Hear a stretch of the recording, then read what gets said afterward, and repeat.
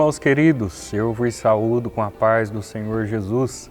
Que prazer e alegria poder recebê-los de volta aqui no canal AD Prudente Oficial. Esta que é a Igreja da Família, AD em Presidente Prudente, Ministério do Belém, igreja presidida pelo pastor Samuel Padilha de Siqueira. E em seu nome eu registro os cumprimentos a todos vocês que sempre estão por aqui acompanhando a nossa programação. Muito obrigado pela sua audiência, muito obrigado pelo seu compartilhamento. Cremos, por meio de Cristo Jesus, que os subsídios ora propostos serão de valia para agregar valores nas suas aulas dominicais. Fique conosco até o final, se ainda não se inscreveu, se inscreva, curta e leve a palavra de Deus para mais gente, para o grupo da família, para os colegas do trabalho, para os membros da sua igreja, enfim, de que eles também tenham acesso aos conteúdos propostos aqui. Nós estamos na lição de número 3, falaremos sobre Ruth e Noemi, entrelaçadas pelo amor. Lembrando vocês que esse trimestre, sob as lentes do pastor Silas Queiroz, nós falaremos sobre o Deus que governa o mundo e cuida da família, isto sob o viés do livro de Ruth e Esther. Hoje, com especificidade, nós estudaremos muito mais apropriadamente o livro de Ruth. A propósito textual está no capítulo 1, verso 16, que diz assim: Disse, porém, Ruth: Não me instes para que te deixe, me afaste de ti, porque aonde quer que tu fores, irei eu, onde quer que pousares à noite, ali pousarei eu. Teu povo é meu povo, teu Deus é meu Deus. A verdade prática afirma que amar uns aos outros, sem nada exigir em troca, evidencia que Deus está em nós e nos une em relacionamentos fortes e duradouros. A leitura bíblica em classe está em Ruth, capítulo 1, dos versos 6 a 8 e, posteriormente, os versos 14 a 19. Mas para introduzir e apresentar o primeiro diálogo de hoje a respeito da proposta de Noemi, eu quero convidar para esse ambiente nosso caro amigo e companheiro, pastor William Enoque. É contigo, pastor William. Obrigado, pastor Diego. Eu quero te cumprimentar com a paz do Senhor Jesus. Vamos então ao primeiro tópico agora da nossa terceira lição, a proposta de Noemi. Bom, família é o nosso porto seguro, família está no projeto de Deus, é o projeto de Deus, é instituído por Deus, mas família também enfrenta desafios, problemas. Esse exemplo agora, vamos estudar sobre uma crise na família. É importante então considerar as circunstâncias na vida de Noemi para que possamos entender de fato o valor e entender os significados das suas atitudes, dos seus atos. O principal provedor da casa, que era o marido Elimeleque, que no hebraico significa o meu Deus é rei, havia morrido. Então agora não se tem mais o provedor. Ele tinha os filhos Malom e Quilion. Eles casaram-se, tiveram também, logo após se casarem, uma morte muito prematura, muito precoce. Imagine agora uma família que está instável, perdem os líderes, perdem ali os maridos e eles deixam viúvas as moabitas Ruth. O nome Ruth significa amizade, mas também Orfa, que significa pescoço. E considerando a expressão que os nomes tinham na antiguidade, é bem provável que Malom e Quilion não tivessem boas condições de saúde desde o nascimento, porque um significava Malom doença e Quilion significava definhamento. Então, a ideia é de que eles não desfrutavam de boa saúde. Mas a vida de Noemi, cujo nome significa agradável, tornou-se uma vida agora amarga, uma vida difícil. Ela mesma diria, tempos depois, preferindo ser chamada de Mara, ou a amargosa, né? O amargo, a dificuldade. No entanto, essas mulheres agora nos dão um exemplo de muita resiliência de fato, porque da fraqueza, da dificuldade, né, da viuvez, elas conseguem tirar força. Todas as pessoas, inclusive as cristãs, estão sujeitas aos dias amargos, aos dias maus. A diferença é como cada um de nós iremos nos comportar diante os dissabores, as tempestades da vida. Noemi não escondeu os seus sentimentos, mas ela também não os explorou com autopiedade, com autocomiseração. O que é autocomiseração? É a pessoa que, diante dos problemas, das agruras da vida, ela só encontra força para se lamentar. Ah, tudo para mim dá errado, eu nasci para sofrer mesmo, eu sou um coitadinho. Não, o exemplo aqui é totalmente diferente. Totalmente diferente.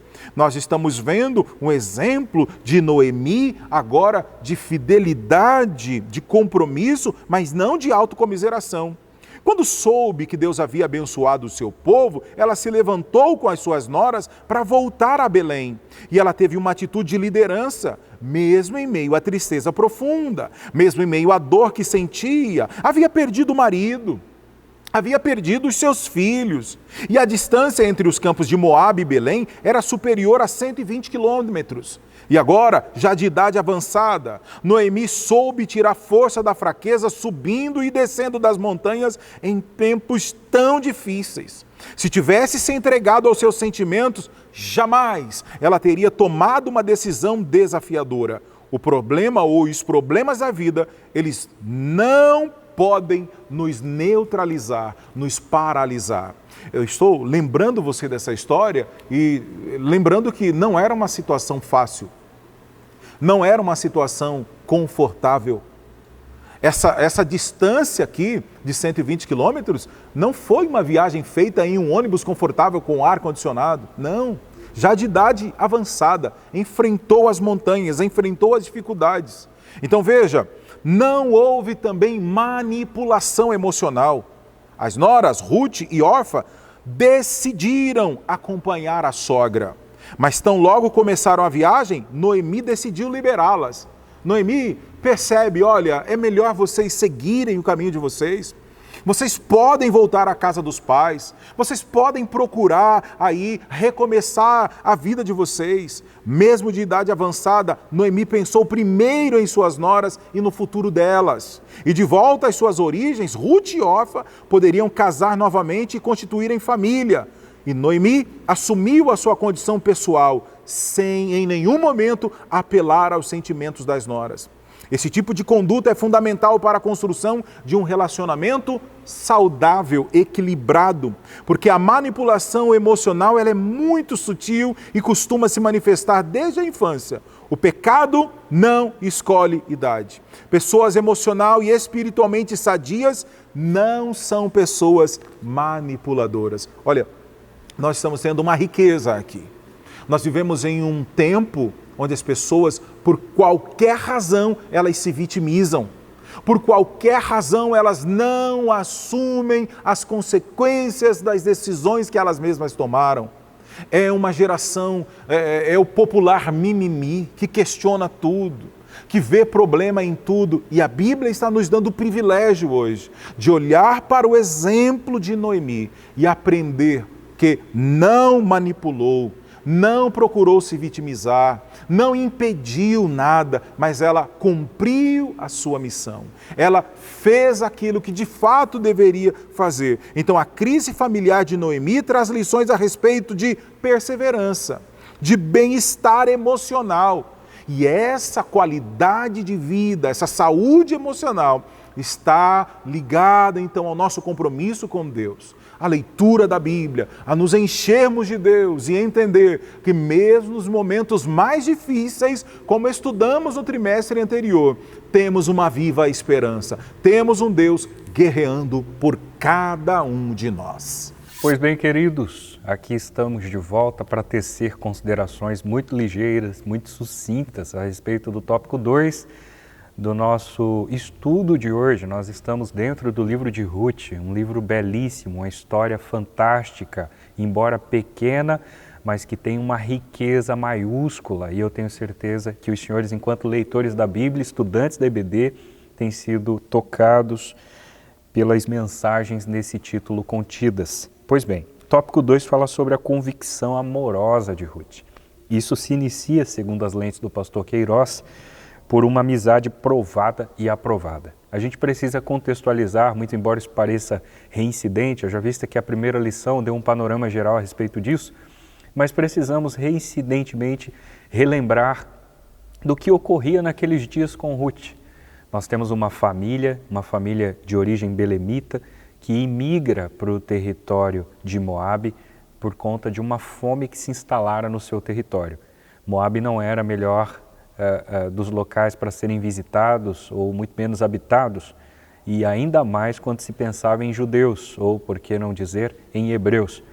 Isto por quê? Justamente porque naquele território estavam os descendentes de uma relação incestuosa que ocorrera entre Ló e uma de suas filhas, um povo politeísta que adoravam outros deuses, enfim.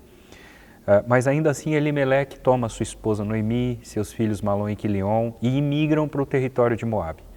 E lá, como sabido dos senhores, seus filhos contraem núpcias, um com Orfa e outro, Ruth, casa-se com o outro filho de Ruth e Noemi. Malom e Quilion, portanto, assumem essa responsabilidade, né? Um está casado com Orfa e outro com Ruth. Mas agora, percebam os senhores que, lamentavelmente, num prazo de 10 anos, a Noemi perdera os 2 filhos e o seu esposo. Elimeleque falece, Malom falece, Quilion também. Nós temos 3 viúvas que não sob as lentes da atualidade, mas para aquele contexto era algo horripilante, né? Uma mulher viúva, sem descendência, e aquelas que então noras, sem os seus maridos, dentro da lei do levirato, seria uma situação extremamente confusa, esperar o filho de uma eventual gravidez de Noemi nascer, crescer, para que então tomasse uma delas ou as duas, em sendo 2 filhos, em novos relacionamentos. Isso era uma das ações improváveis, até pelos dias avançados de Noemi para uma gestação. Mas ainda assim, a gente olha para a Bíblia e percebe uma sogra madura que olha para as 2 noras e diz: é melhor que vocês voltem para a casa de seus pais, vocês são do território, são de Moabe, são novas, vão reconstruir as suas vidas, não deixaram descendência, meus filhos não lhe deram os filhos, e eu vou voltar para a minha terra. Orfa, com muito custo, abraça sua sogra, entende o recado e resolve voltar para a casa do pai. Mas Ruth, ela está tão convencida, e eu me arrisco em dizer, muito embora isso seja uma ilação, convertida, que ela diz uma das declarações mais belas para Ruth. E você leu isso há pouco no textuário, mas eu faço questão de recitar o verso 16 do capítulo 1. Onde quer que tu fores, Noemi, dizia Ruth, irei eu. Onde pousares, pousarei eu. Teu povo, teu Deus, meu Deus. A propósito, além disso, no verso 17, ela diz que aonde tu fores sepultada, ali também eu serei sepultada. É uma mulher que demonstra uma afetividade, um carinho, uma amabilidade que está para além dos relacionamentos comuns entre famílias. É alguém que nutre e tem a sua sogra como uma referência. E ambas voltaram para a terra de Belém, como é sabido de todos vocês. Muito embora esse não seja o título de então, pelo menos nesse presente momento, mas secundariamente o pastor Silas Queiroz fala sobre uma amizade na adversidade, que isso coincide muito com Provérbios 17:17, quando Salomão declara: o amigo ama em todos os momentos e é um irmão na adversidade. Isto se manifestara na relação entre Ruth e Noemi. A propósito, nós diríamos dentro das entrelinhas que Ruth seria uma trisavó de Salomão, bisavó de Davi, trisavó de Salomão, e talvez Salomão tenha se recordado dessa trisavó, dos comportamentos que ela deixara, dos registros belíssimos como esse, do trato que ela dera para sua sogra, enfim. Essa é uma das expressões que faz com que o questionamento indagado pelo pastor Silas Queiroz seja pertinente. Nesses dias de tanto individualismo, qual tem sido o nível de nossos relacionamentos? É uma pergunta retórica, mas reflita, repense, analise e veja como têm sido os nossos relacionamentos, em especiais esses familiares, como tem sido a nossa relação. Tem sido agradável, desagradável, acessível, não acessível? O que a gente pode fazer para melhorar? No terceiro momento, e finalizando esse tópico, nós temos um amor prático. A ideia proposta pelo pastor Silas Queiroz é que aqui nós temos uma mulher que coloca a mão na massa. Ela volta, mas não só no discurso. Sua linguagem não é só teórica, mas na prática Ruth comprova que de fato estava ligada com a sua sogra no mesmo intuito, no mesmo foco, no mesmo pensamento. Quando retornam a Belém, é Ruth quem vai para o campo, permita-me a expressão e uma nova ilação, quem vai para a roça, colher o material necessário para a subsistência dela e da sua sogra. Ruth não mede esforços, arregaça as mangas e está disposta a cuidar de si e da sua sogra. É só ler o livro de Ruth e você vai se deparar com esse tipo de comportamento. A propósito, o pastor Silas Queiroz diz que Ruth trabalhou e muito nos campos de Boaz. Seu esforço impressionou o chefe dos trabalhadores e recolhia tudo e levava para sua sogra no fim do dia. Ruth não apenas dizia amar, mas evidentemente praticava o amor. Que essa, entre outras, seja uma das lições mais belas que a gente possa exaurir do livro de Ruth. Não apenas falar a respeito, mas exercer a prática da caridade, da amabilidade, do amor, evidentemente, como Paulo descreve na sua primeira carta aos Coríntios, no capítulo 13. Depois de elencar uma série de dons espirituais e destacá-los como importantes, especialmente para movimentos pentecostais, nos quais não cremos que esses movimentos, esses dons cessaram, mas que eles estão em evidência, capítulo 13, Paulo coloca os pezinhos no chão e diz, olha, ainda que eu falasse a língua dos anjos, ainda que eu tivesse o dom de profecia, ainda que eu tivesse isso e aquilo, mas não tivesse amor, nada seria. Ou como um metal que soa, um sino que tire, enfim, coisas semelhantes. Que essa seja a nossa reflexão, irmãos. A começar deste que vos fala. Amemos mais uns aos outros, demonstremos mais afeto, mais carinho, mais afago nas nossas relações, por meio de Cristo Jesus. O terceiro tópico, a convicção da mulher. Olha, essa expressão, o teu Deus é o meu Deus, né? Eu vou assumir esse compromisso. Isso é profundamente relevante e para nós pensarmos muito no que de fato isso significa. Vamos lembrar que ela tinha uma fé fervorosa. Ruth é um exemplo de fé de fato impactante, de fé realmente que nos motiva, porque ela faz uma declaração convicta perante Noemi. O teu Deus é o meu Deus. Demonstra a sua profunda devoção ao Deus de Israel, sob cujas asas decidiu se abrigar. O seu fervor é demonstrado em atitudes. Ruth renunciou ao modelo de vida frívolo, errôneo, indecente dos moabitas. Ela não seguiu os caminhos fáceis entre os belemitas. Ela manteve uma vida austera, uma vida disciplinada, uma vida exemplar. E assim ela alcançou uma excelente reputação. Toda a cidade de meu povo sabe que és mulher virtuosa. Já parou para pensar como tem sido o nosso testemunho?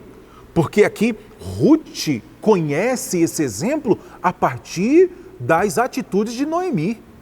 E olha que lição para nós no dia de hoje. Mas também a lição nos ensina sobre a fé que inspira. A fé de Ruth foi inspirada na vida e na crença de sua sogra. Ao referir-se ao Deus de Noemi, ela dava testemunho da sua fé. Isso é maravilhoso, gente. Isso é lindo. Em todos os tempos, as mulheres mais velhas, elas têm a missão de resistir aos ventos da superficialidade espiritual. Porque elas precisam ser, e elas são, na igreja a gente tem muito exemplo disso, elas são piedosas, elas são dedicadas a Deus, elas são dedicadas à família, elas são as mulheres de oração. A despeito das pressões da sociedade mundana, as mulheres são esse exemplo. Não obstante a tanta coisa ruim que tem por aí afora, nós louvamos a Deus pela história da Igreja Assembleia de Deus e também pelo círculo de oração.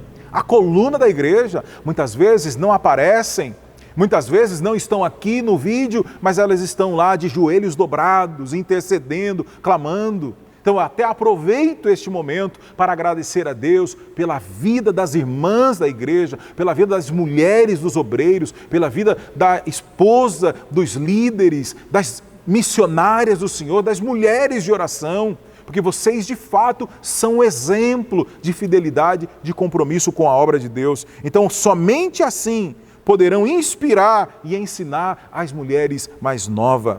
Elas também demonstram esse compromisso a Deus, mas a lição nos ensina sobre a sensibilidade e sobre liderança. A Bíblia evidencia a profunda sensibilidade espiritual da mulher. Um exemplo disso é o fato de terem sido as primeiras a testemunhar e crer na ressurreição de Jesus. É de grande valor quando esse extraordinário potencial feminino é reconhecido e floresce sob uma liderança séria que orienta o trabalho da mulher, evitando que ela seja explorada em sua fé. Então a mulher tem um lugar especial na Bíblia, na história da igreja, na nossa família, porque a convicção de Ruth nos ensina, nos apresenta essa fé fervorosa e que nos serve de inspiração. Que possamos continuar aprendendo com a palavra de Deus, orando e vivendo em família, honrando a esposa, honrando a mulher e vivendo em família debaixo da potente mão do Senhor. Que Deus te abençoe em nome de Jesus. Pois bem, queridos, finalmente nós chegamos à conclusão da aula de hoje, uma lição belíssima, e eu acredito que ela tenha colaborado, cooperado com você que esteve em sintonia conosco. Mas eu queria deixar ao menos uma lição, que na realidade é uma lição deixada pelo pastor Silas Queiroz, que eu corroboro da sua afirmação e penso que ela seja legítima, e por esse viés eu quero reproduzi-la. O pastor Silas Queiroz diz que, ao pensarem uma na outra, portanto Noemi e Ruth, se dedicaram a um cuidado mútuo, ambas foram alcançadas pelo favor divino, e num mundo tão narcisista como o nosso, o Senhor espera que nos doemos mais uns aos outros. Essa lição falou muito sobre amabilidade, sobre dedicação, sobre essa ligeira e belíssima história contada no livro de Ruth, onde nós vemos de fato duas mulheres e relativamente uma história permeada no mundo de então por ironias, por inúmeras falas ofensivas, que é a relação de sogra e nora, mas aqui nós vemos empatia, nós vemos amabilidade, nós vemos um amor altruísta, nós vemos Noemi e Ruth entrelaçadas pelo amor. E o autor sugere que de igual forma nós consigamos, em um mundo tão narcisista como o tal que vivemos, expressar o amor pelo próximo, a começar dentro da nossa casa, pela nossa esposa, pelo seu cônjuge, pelos seus filhos, a fim de que estes se sintam amados, protegidos, sem esperar absolutamente nada em troca. Que esse amor verdadeiro, altruísta, brote em nosso coração e que ele evidencie-se não somente no nosso ambiente familiar, para não nos tornarmos egocêntricos nesse sentido, mas que ele invada as nossas relações eclesiásticas, as nossas relações na igreja local, as nossas relações profissionais, enfim, os nossos ambientes visitados sejam de igual forma visitados pela amabilidade, pela empatia e pelo amor altruísta. Eu quero louvar a Deus pela sua participação, pela sua interação. A nossa expectativa é que os conteúdos tenham lhe atendido de alguma forma e a nossa oração é que, querendo Deus, possamos nos rever no próximo programa. Que Deus te abençoe.